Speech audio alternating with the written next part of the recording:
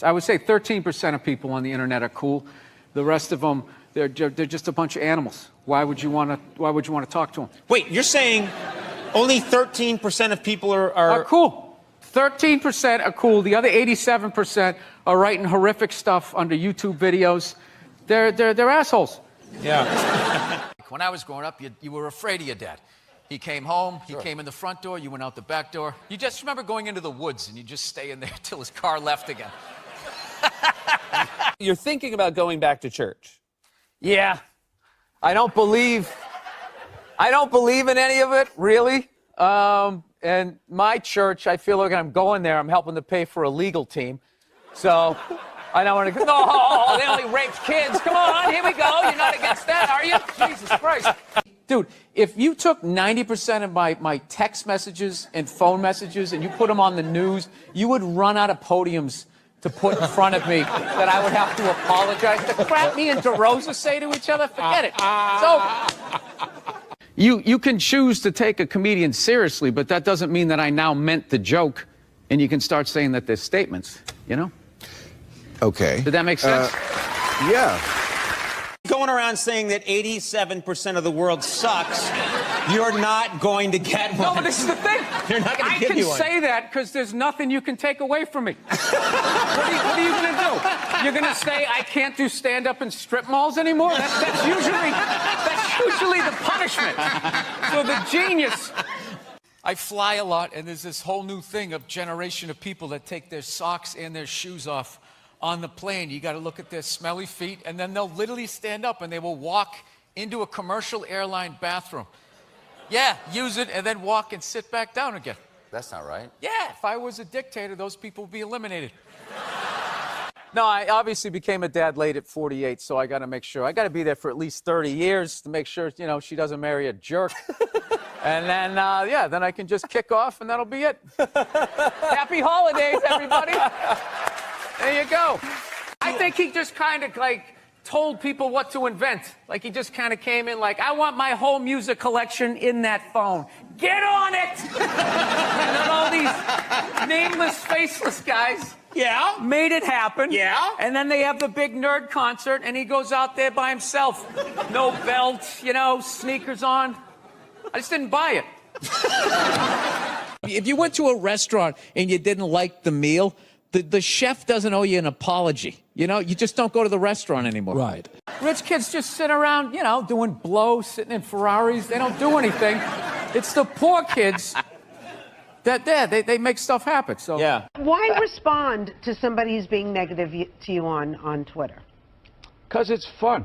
Women are so overrated, right? We went from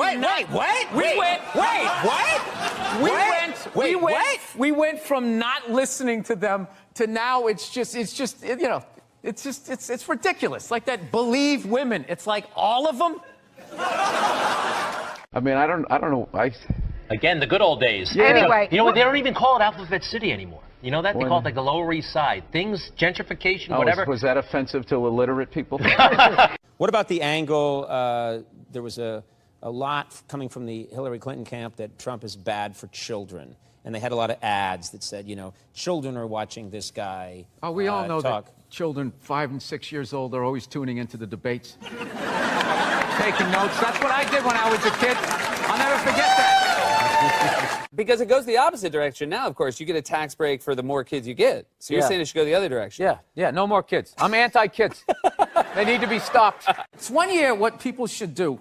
You know, like Richard Branson, one of these hot air balloon rich guys, you should just like float in over them right before it and just start dropping everything that they want. But even then, they would start stampeding. Like no matter how many hot air balloons he had. How do you get out of those conversations if you're not going to admit that you're wrong because you're not wrong, but you're not going to have the argument because it's Len? No, if I was wrong, I would just say that I'm wrong. But like if she wants to argue, I just say, well, you know, I can't argue with you because I gave up this up for Lent and it's driving her nuts. You never saw. What do you think about population, world population? It's completely out of control. Well, what about be fruitful and multiply? I think we did that. I think we achieved that goal, and it's time to move on to something else. I mean, it's just going to get worse and worse and worse. Like, I think we need to kind of curb the babies for a minute. First of all, rest in peace to the amazing, incomparable Norm Macdonald. But somebody said, when I feel bad and down, I watch Norm Macdonald YouTube clips for hours and it makes me feel better. And dude, I did that yesterday, and shame on me for only knowing a handful of them. Every fucking thing that guy did, including when he said to Barbara Walters, Clinton killed a guy. It's the fucking greatest thing. And they go, no, you can't say that. And he goes, and she goes, Steph, you came here to be funny. And he goes, what? He goes, I thought it was public record. Dude, just the fucking best, dude. Just the best. And then the ESPYs. Yeah, my favorite, the ESPYs, is when he goes, and Charles, that's something they could never take away from you unless you kill your wife and a waiter. In that case, dude, Ken Griffey's face just goes. So do yourself a favor, whether you knew all of Norm's stuff, lay in bed when you got nothing to do and go to his YouTube clips, because every fucking thing is gold. And the last one I'll say was when he was sitting on the couch next to the blonde actress from, I forgot her name, from Melrose Place. And she goes, yeah, I'm doing a movie with Carrot Top. And he was in the seat over. And he goes, you know what they should call that? They start laughing. He goes, box office poison, right? And they just start laughing. And then, oh, did I lose you? I froze up. Oh, you froze up. Yeah, I saw that Conan episode live. I watched that like I don't know, didn't have a spot or something, and I watched it. I just was just in awe of it, dude. And then Conan goes, so it's a working title, the movie with Carrot Top, and she goes, no, it's called Chairman of the Board. Then he looks at Norm and he goes, tried to do something with that, you freak. And then he just waits like 2 beats and goes, yeah, the board is spelled B-O-R-E-D. And Conan threw his fucking chair back. The place went nuts. And I was like, dude, the quickness and fucking brilliance of that guy. So great, man. So great. Truly. And you know why he's cool? He ended up putting that actor in when he did his sitcom. He ended up getting her a job. Because he probably felt bad because then the movie flopped. Because he had like it wasn't gonna anyway. You know, what are you gonna do? But dude, as far as like people to go down a rabbit hole, for me it's him, Norm Macdonald, Ric Flair, Patrice. There's like 3 of them you could just kind of go down, and it's just so different and great and fresh and unique. And I thought there was a lot of similarity in. As far as what they did, Patrice and Norm, I thought there was a lot of similarity. It's brutal, dude. That guy was just one of the. He's such a nice guy too. He's such a nice guy, and just I thought just so mentally beyond. Yeah. All of us, and that I don't know. I kind of felt like he just sort of like that smile on his face was him just enjoying just. Once you get past the depression of observing humanity, if you can somehow get into that lightened thing to just be like, well, there's nothing I can do about it, I'll just sort of enjoy it. Like, I don't know. I don't. There's no way. The hardest thing yesterday was trying to put a tweet out about this. Like, how the fuck do you sum up a guy of that talent in a tweet? Yeah. You know. Well, I actually like. Yesterday after I heard it and I was sad. I never had the pleasure to meet the man, but I can tell you. I got really happy watching his stuff, and time went by really fast. I just was watching clips, and then I'm showing my wife clips, and we're just laughing. And it was just like, I mean, beyond brilliant and beyond. And you could kind of see behind his smile that there's more going on there. But dude, his gambling was hilarious. He would tweet out a fucking golf tournament, everything that happened. Literally, he would go, Tiger's coming up on the second. He's got second shot. And then he would go, Tiger missed that second shot. He's coming up. And he would just, and you think it would be over. And he would just keep doing it. Just so fucking great, man. But dude, when Barbara Walters, when he goes, I just want no homicide in the White House. Let's get rid of that. And they're going like, what do you mean? What are you talking about? He goes, oh, Clinton killed a guy. Dude, it's like, and they fucking freaked out, dude. Dude, Barbara Walters freaked out, and Joy Behar was just looking, trying to smile. Yeah, because she knew she was worried about libel and slander. Like, you can't do that on TV. I don't want to be famous. I get a little bit anxious when you're looking at me. And isn't it obvious? You know I'm gonna do shit. I'm stubborn as they come. Won't stop until I'm done. I don't wanna be famous.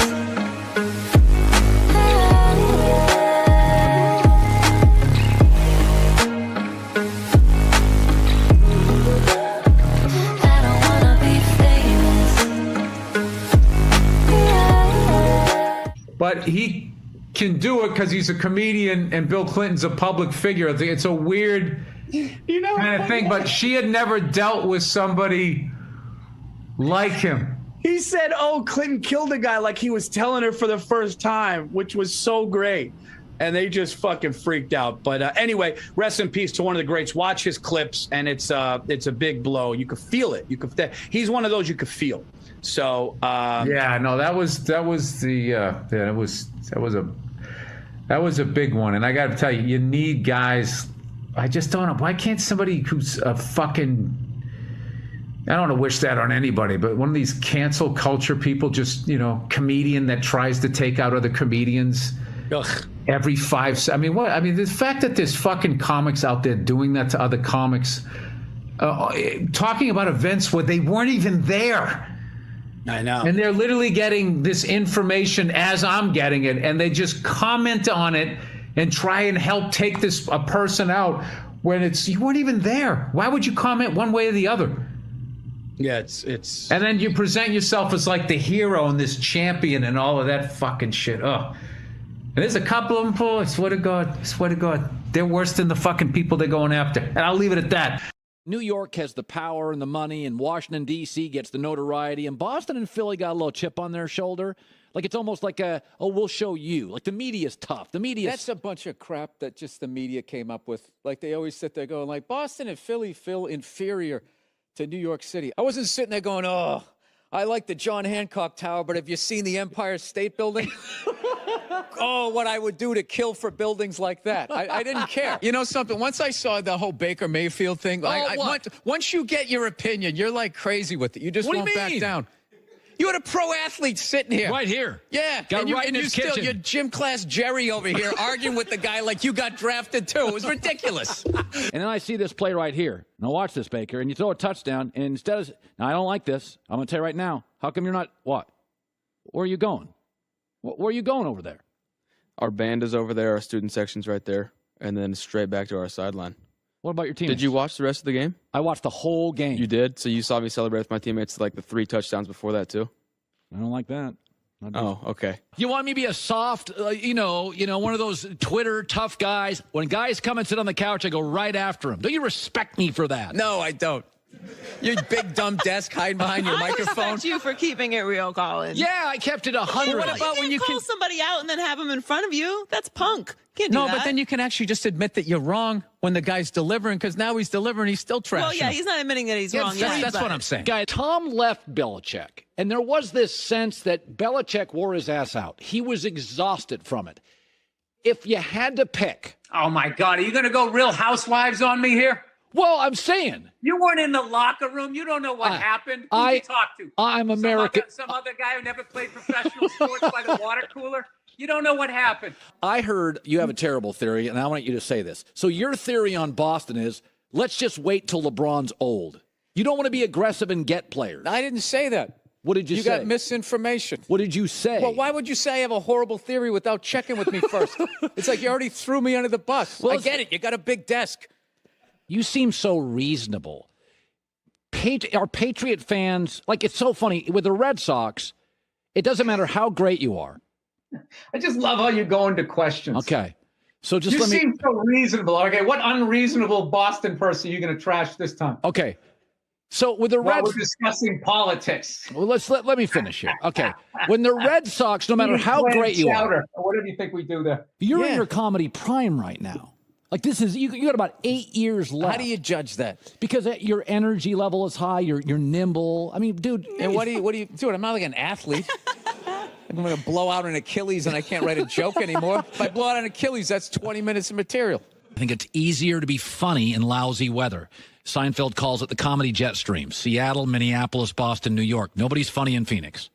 Nobody. What are you talking about? David Spade is from Phoenix. Only funny guy ever from Phoenix. Huh? That's the whole. Nice recovery. In the whole I only have 2 comics on this show, Bill Burr and David Spade. Nobody funny in Phoenix. But Half your comedians you put on this show are from that state. No, I banned them. No matter how great a Red Sox you are, when you leave, you get trashed by ownership. It doesn't matter. Manny, Schilling, it doesn't matter. No more. But Patriot fans are okay rooting for Tom. It's like two different fan bases. The Red Sox fans, the minute you leave... They're not. They're the same people. It's the same city. Do you think they ship out all the Patriots fans during baseball season? Two comedians I bring on the show, David Spade and Bill Burr, and he's a football fan. He's a Patriot fan. He's got two things right now. F is for Family, third year on Netflix. That's good, because that's good money over there. Yes, sir. It's excellent money. Yes, it is. A lot of money. Jesus, what are you trying to do? You trying to get me some gold digger to go after me? Here we go. Let's relax. Like we're very you wouldn't know that we like each other. Let's try to tone it down. No, I'm not. I'm just... No, I know what happened. You came right at me just saying my theory stunk. I'm just here to promote a cartoon. I'm a dancing monkey today. I'm trying to be a good guy. I want people to like me and watch the show here, and you're coming at me. I don't know anything about hoop. I'm a 5'10" white guy. And then you're also on The Front Runner, which starring you and Hugh Jackman. You're a comedian who can act, which is amazing because I think acting's hard, and you act. Are you a good actor? There's a lot of comedians. Robin Williams won an Oscar. Eddie Murphy. I mean, there's a lot of Martin Lawrence. There's a lot of good comedian actors. I got like 8 lines in a movie, dude. You're acting like I'm doing some Daniel Day-Lewis stuff. My left foot. When Brady left the system and went to Tampa and won, I'm like, that's good for the performer. He means more than the system. You're a performer. I'd root for you over Caesars. Do you lean a little Boston of you look at Tom and go, he kind of stuck it to the system. The guy beat the system. Oh, this is such a Real Housewife question. Is his victory somebody else's defeat? Let me ask you this, though. If I said... Yeah, come up with another, I don't know what the hell, Real Housewives reason. You know what I heard? He told me he had to pull up his socks. Tom didn't like that. You're talking to America's honesty broker. I got a lot of sources, okay? So... Oh, yeah. I always love when somebody tells me how honest they are. You going to sell me a car now, Colin? Are you from Southie? No, that's a Goodwill Hunting question that I've answered for 15 years, ever since that movie came out. Are you good at math? Do you like apples? Where are you from in Boston? I lived in a safe suburbs. Saugus? Wait, do you really? I would like to know. Look how beautiful you are. Look how beautiful. You know how many psychos are out there? I'm not going to tell where I live. No, I feel like What's your social security number? I don't know what it is about Boston, guys, but Bill Burr is the voice of Boston and America. He's common sense. He's smart. He's a great comedian. He was just in The King of Staten Island. It's now available on digital Blu-ray, and he is joining us via the Coward Global Satellite Network. Can we start by saying I am not the voice of Boston? Okay. I grew up in the suburbs. I'm not as tough as the guys, at least the Boston I remember. You hate Boston. I get it. You hate Boston, and you're. I don't know what your deal is. I don't know what happened to you when you went to Boston. I don't know what happened. Okay, but I am not their representative. I left more than a quarter of a century ago. I'm sorry you went on the Freedom Trail and you didn't get to meet Paul Revere or whatever they promised you. I've been battling with my girlfriend a lot lately. She loves to watch the Oprah Winfrey Show, and I love to watch her watch the Oprah Show. And then I wait for Oprah to say something that I don't agree with, and then I take it out on my girlfriend because I'm a jerk. So Oprah brings out her first guest, right? She gives her this huge intro. She's written a book, she's been in a movie, and she does the most difficult job on the planet. She's a mother. So immediately I look at my girlfriend, I'm like, really? Being a mother is the most difficult job on the planet? How many moms died on ice road truckers last season? You know, any moms get washed overboard on Deadliest Catch? No, I'm not trying to be disrespectful, but which job would you rather have? You want to scoop crabs up off the bottom of the ocean, hanging off some rusty tugboat, catching that trap to the back of your head every couple of weeks? Or you want to hang out in the sunshine with a couple of rugrats? You know, you can send them to bed anytime you want on some trumped up charges. Yeah.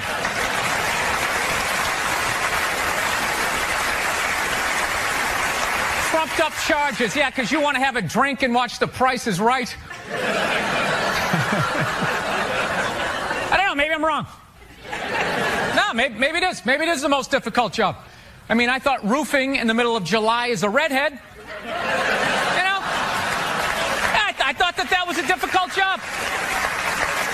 But evidently, these mothers, they're bending over at the waist, putting DVDs into DVD players. I don't know how they do it. How do they do it? Oh, the way they push that stroller with the round wheels. And the baby in there. It's the most difficult job on the planet. Going to war pinned down by a sniper. What a joke. It's a joke. You ever burp a baby and forget to put that towel up there? Oh, there's another shirt you gotta wash, right? Oh yeah, lift with your knees and put it in that machine that does it for you. People, any job you can do in your pajamas is not difficult. Sure, it's draining, but come on, man. Being a stay-at-home mom, that's like my dream job. No boss, no time card, no taxes. You're off the grid. Hanging out all day, making grilled cheese sandwiches. Giving a puppet show, you dress like a dragon. Then some other adult comes home and gives you money. Yeah. You got to. There should be a high top bar here, like potato skins. It's very, very Applebee's going out of business. Yeah, you have like that. I don't know if it's me, but you're so happy. Sometimes it bothers me. Like I get actually anxiety around people as happy as you. It's like I can't hit the ball back, dude. I can't sustain you coming to the net with your happiness. I'm just like, this is over. It's gonna smash it right at me. Hey, how you doing? How you doing? Can these people see us as they walk by? I think it's tinted, but yeah, they can kind of be weird, huh? It's like on the Good Day show, you know. Crouch a little so they can't see us. Yeah, those sad people who show up to the Good Day show at like 5 in the morning, just stand there. Signs. Yeah, hoping Ethel sees them. Like from Kansas all the time. Yeah. Bill, thanks so much for being here. I love this show. You're one of my favorite comedians. I'm excited to talk to you. Well, I'm excited to be here. These chairs are horrific. This is designed for like, I don't know what age. It's not like 6 to 8, like when you're 11. This is like the perfect size. It's not quite adult size. It's not kid size. I already slouch. It's going to be a bad interview, dude, and I'm blaming the chair. I slouch or go down like this or All right. cross the legs. Bill, are you the head writer on the show, or how do you work in the writers' room on the show? Because you write your stand-up specials, you know, obviously you're a writer, but you've never really written on a sitcom before. If you go through your credits, you hadn't really been on a show before. Why'd you have to bring that up? Just right out of the gate, he goes negative. Never really saw you write on anything before, Bill. There was all these other nice things on your IMDb page I could have brought up, but I noticed this one glaring thing that you've never done. And right out of the gate, was it because I made fun of the chairs? I'm sorry. No, I'm not the head writer. Mike Price, the great Mike Price. I have to say that he beats me in the writer's room. The great Mike Price from The Simpsons. He's the head guy, and I'm one of 10 in there, pitching jokes and that type of stuff. So, yeah, that's what I do in there. Were you nervous I'll be sure to have that on my IMDb page for the next time. No, I love the show, and I was wondering if you were nervous getting in there with a group of writers, since you've been sort of the lone writer of all of your work for so long. Oh, no, by no means did I want to do this by myself. I mean, you need all of that help. Like, I had an idea to do something like this on my website, just do little 5-minute vignettes, because I used to tell family stories when I first started out doing stand-up, and everybody laughed when I was the young comic. And then as I became the older comic, you know, and the helicopter kids came in, and everything was labeled, and people wore helmets when they rode bicycles, and everything was considered bullying, those same stories didn't get laughs anymore. Everybody was sort of groaning like, oh, you know. I'd be like, no, this was funny. I deserve to get beaten for that. So that's when I decided, well, if I animate these things, and I'm a comedian, so I never did it because I have other jobs that I can do to make money. So it wasn't until I got with Mike Price, he turned it into a show. Vince Vaughn's company, too.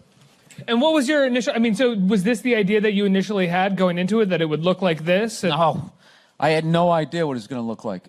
This was like, I actually decided to do a cartoon because you can get away with more And also, I did like those one-camera shoots, and those people work like 12, 14-hour days. There's hair, makeup, and wardrobe. So I thought I was being smart doing an animated show, thinking, oh, this will be easy. You know, they just do a little Flintstone shit, you know? I'll come in and say a couple of goofy things into a mic, and I'll go back out, you know, go see a movie or something. And it's not quite how it works. So this alone, just trying to come up with the look of it, which you wouldn't think, it took us like, we spent like, I swear, felt like 6 weeks on noses and eyes, because you have to have everybody look. It's a weird thing, like animation. Well, it sets up the world. Yeah, but you have to come up with like your race of like animated people, you know? So like the Simpsons have the mustard yellow people with the giant eyes. The Simpsons have like the Pac-Man heads.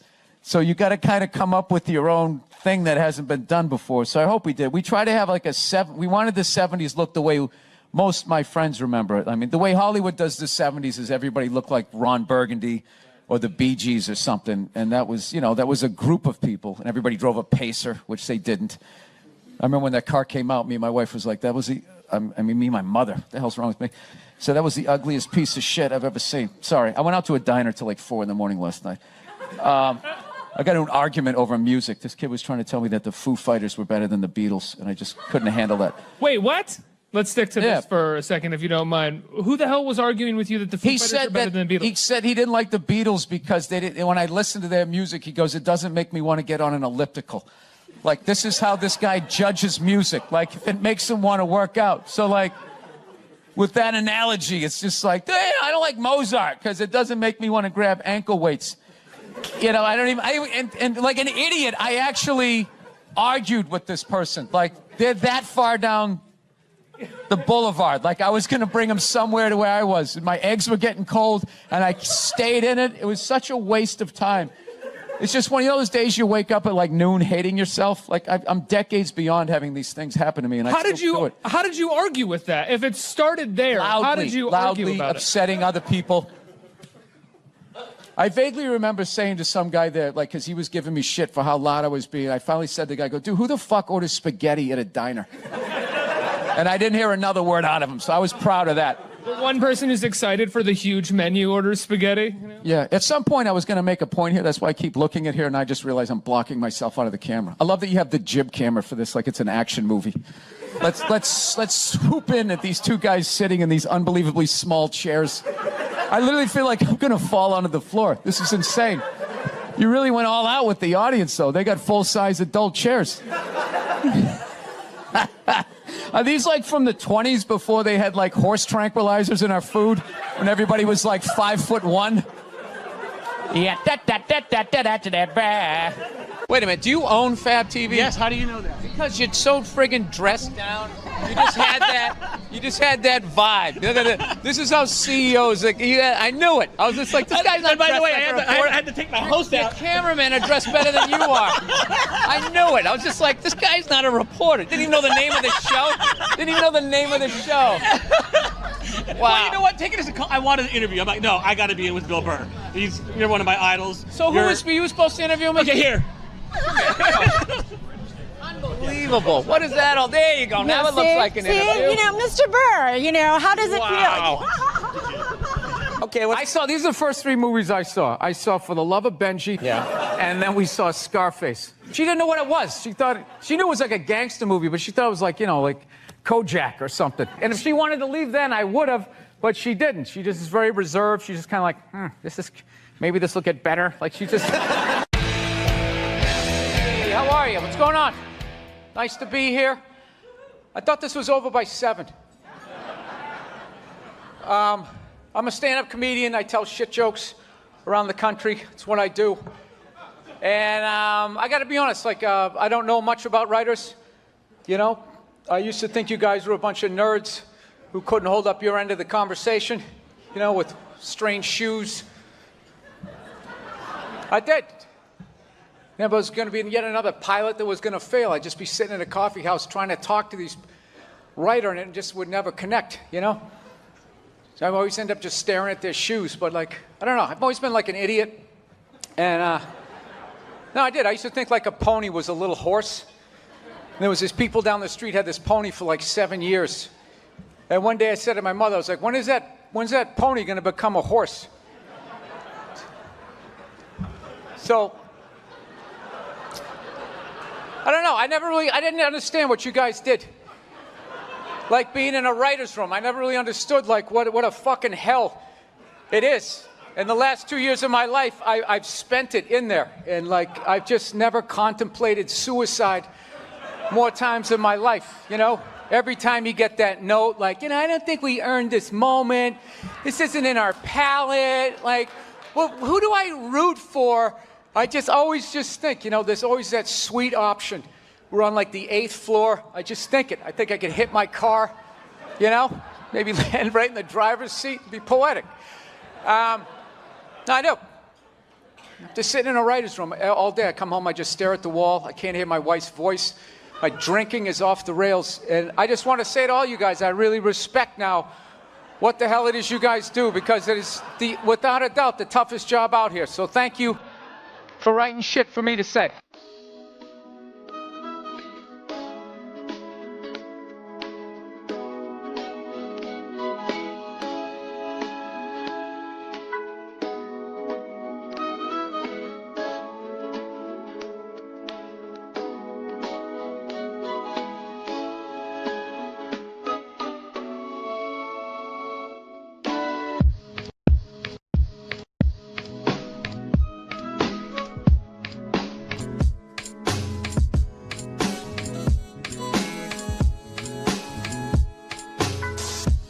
Sick of Obama's wife. Yeah. This isn't some Republican rant either. It's just kind of first ladies in general. You know, I don't know what it is. All throughout my life, with each presidency, like these first ladies, they've just gotten more and more like chatty. You know? More and more chiming in, like leaning into the frame, spitting out their ideas. It's just like, well, why are you talking? Right? You weren't elected. Shut up. Your husband's not running a lemonade stand here. He's running the country. You don't just chime in. Let me guess, is this considered sexist? It is? Why? Well, okay, you just nodded there, lady. Let me ask you this, all right? Let's say you had a leak in your house, okay? You call a plumber up. He shows up. And he goes, yeah, I think the leak's coming from the upstairs bathroom. We need to shut it up, blah, blah. Then all of a sudden his wife walks in, who isn't a plumber. And then goes, hey, you know, I'm actually thinking it's kind of wouldn't you be like, with all due respect, shut the up. I need a plumber in this moment. I'll extend an olive branch here. All right, at some point, there's going to be the first female president, right? Exactly. Which means at that moment, you're going to have the first male first lady, right? And when that happens, that dude needs to shut his trap. I don't want to hear a word out of him. I want to hear from the president. You, sir, go do some first lady stuff, all right? Go get yourself some gloves that go up to your elbows. Smile and nod during speeches. Go put your own flair redecorating the White House, right? Which leads you to Michelle Obama, right? Now she's sitting there holding up those hashtags. Remember that hashtag, bring back our girls? Remember that? It's like, it blew my mind. It's like, why are you showing me that? I'm a stand-up comedian. Like, what am I going to do to get those girls back? Why don't you look across the dinner table? It's like, you see that guy? That is the leader of the free world. Tell him to pick up the phone, call some Navy SEALs and solve it. What am I going to do? Show up with a sharpened mic stand? Hey, Michelle said to bring him back. Oh, it's unreal.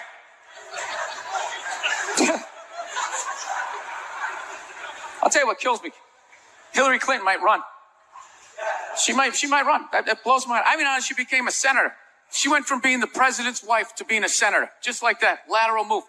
That's like Tom Brady's wife becoming the next quarterback of the Rams. It's like, what, you hanging out? You just pick it up? I sucked at sports, and then I banged Tom Brady, and I don't know what happened.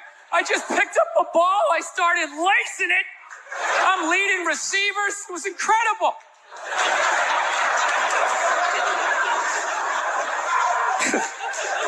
I knew it was going to be like this. You know what's funny? There's actually people out there that think a woman being president is actually a good idea. You know? Can you believe that? See what they do? That'll do something. That'll change things. How? How the is that going to change anything? Do you know what the president makes a year? The president makes $400,000 a year. That's it.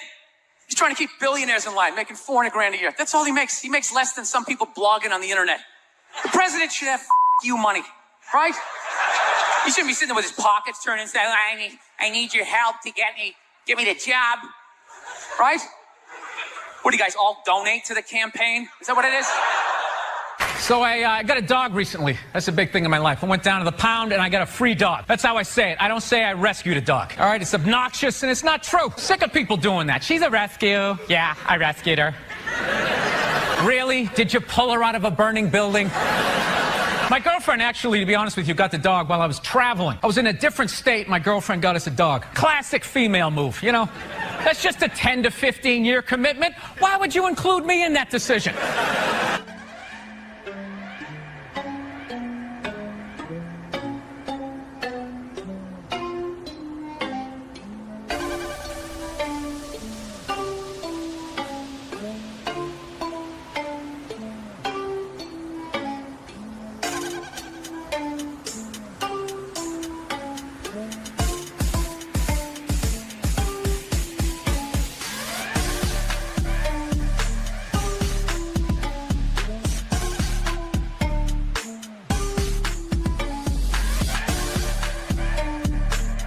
Do this because I don't want to have a job. I just like being able to fuck. Like, you know what I love about this interview right now? There's zero preparation. I don't have to do shit. I was watching the fucking Jets-Miami game last night. I had a couple of beers, hanging out with my dog. I had a great fucking time. There was no like, oh, I got this big meeting tomorrow. I got to hit my PowerPoints, graph how comedy exists. There's none of that. I just show up. I might have been the worst comic in the history. Like, first of all, I would get on stage. I was so nervous. I'd take the mic out of the mic stand, and I would immediately just start pacing. Like a panther. And it had like a nervous panther who got declawed and defanged. Yeah. And I was just walking back and forth, and my movement had nothing to do with what I was talking about. I can't even believe I got any laughs. I would just be like, yeah, so I was growing up, and my dad was crazy, and it was just like, it was like that thing, you know, the old carnival game where you try to shoot the duck. Actually, Nerd Jesus died in the last year, right? Steve Jobs. Yeah, he died, right? I know, a lot of nerds here tonight. I know, you're sad. I didn't get it. I didn't get the big deal they made about that guy. When he died, they were like, he changed the world. That was insane. He changed the world. The world was one way, and then Steve Jobs came, and it was another. What did he do? Somebody, for the love of God, what the fuck did that guy do? What did he do? He told other people what to invent? I want my entire music collection in that phone. Get on it! Right? And then these poor, nameless, faceless scientists got to go in a back room and figure it out. How the fuck are we going to get all of this into this? I mean, what year does this guy think this is? This is crazy. This is like Buck Rogers. Dude, my kid has a birthday in like 11 months. Steve Jobs just walking by. I don't hear any thinking going on in there. Just strutting around the office, eating some pretentious fruit like a pear. Right? Just throwing out ideas. There's another one. There's another one I just came up with on the way to work. I was reading a magazine the other day, turning pages, you know? I like to turn pages on a screen that aren't even there. Yeah, wrap your fucking heads around that, guys. See you in 8 years. Where you going, Michael? Big, little, get on it. Right?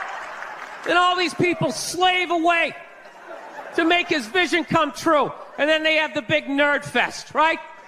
Down there, Comic-Con, and all their nerd mecca. They're all showing up with their Acne and their Hulk shirts, limping into the arena, right? Does Steve Jobs go out with a whole chorus line of scientists? No, he goes out there by himself. Sneakers and no belt, like it was no biggie, right?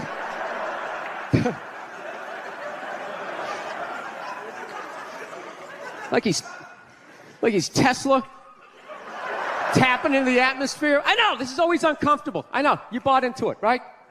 That whole advertising, the way they aligned themselves with some of the greatest people of all time. Jesus, Gandhi, me. Remember that? Muhammad Ali, John Lennon, this guy. How the fuck was that dude like any of them? Gandhi didn't have a sweatshop. Nah, he didn't have people leaping to their deaths only to catch a net and get ricocheted back through the window to have to put together yet another iPad. John Lennon didn't have children in his basement pressing those fucking albums. I know. New phone can't fit the old charger. This is your hero? This is the guy? This is what all the silence is about? New phone can't fit the old charger, so then you gotta throw it out, ends up in the ocean around some octopus's neck. Do you realize how much sea life is ecstatic that that man is no longer walking the earth? That's where it all ends up, you know. Doesn't go in a landfill, ends up in the ocean. You realize that? I hate people who say I don't pollute. I don't pollute. Yeah, you do. You use shit and you throw it out.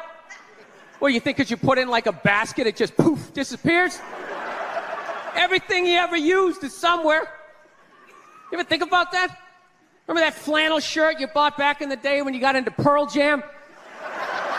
That's out there somewhere. Probably on some porpoise's face. He's trying to get it off. Stupid little flippers. All the fads. You remember rollerblading? Remember that? Everybody had them. We set up cones, we did little tricks, right? One little homophobic joke killed that entire fad. What's the hardest thing about rollerblading? Telling your parents you're gay. Full-grown adults. Dude, I'm not gay. I don't have the cooties. These mean I suck dick. And they just threw them out. They end up in the ocean. They're made out of plastic. They can't biodegrade. They just break down to little cubes. Fish are breathing them in. 6 months later, you're going out, you're getting sushi. You think you're being healthy. You're eating your old rollerblades. Are you going to have at 41, you still going to have the bachelor party? Do you really need to, man? I mean, you're 41. You just lived the bachelor party for fucking 20 years, right? You do what? You play place? Yeah, you're not here. Yeah, what? I can't go to titty bars anymore. I just remember those.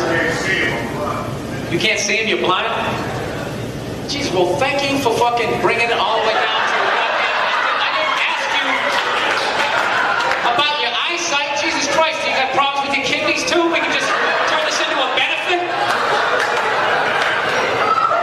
What the fuck is wrong with this guy? He fucking can't see. He's fucking flip-flopping the words. Who is this poor woman who's marrying you on Saturday?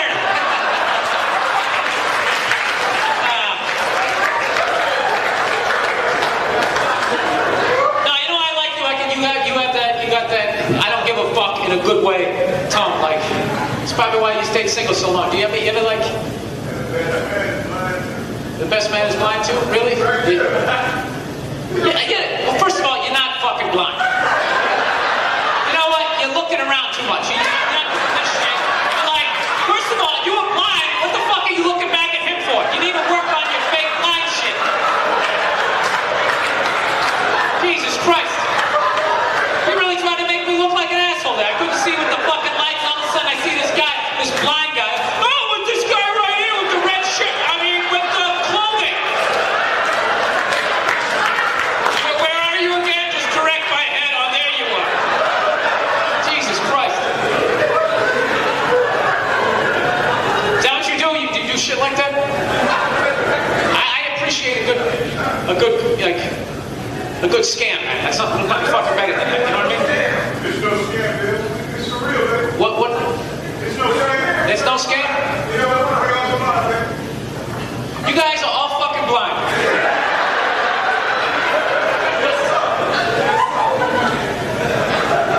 You don't look blind. You got the fucking glasses on. I am believing it. Well, you know, most comics would have just fucking left it after you said I'm blind.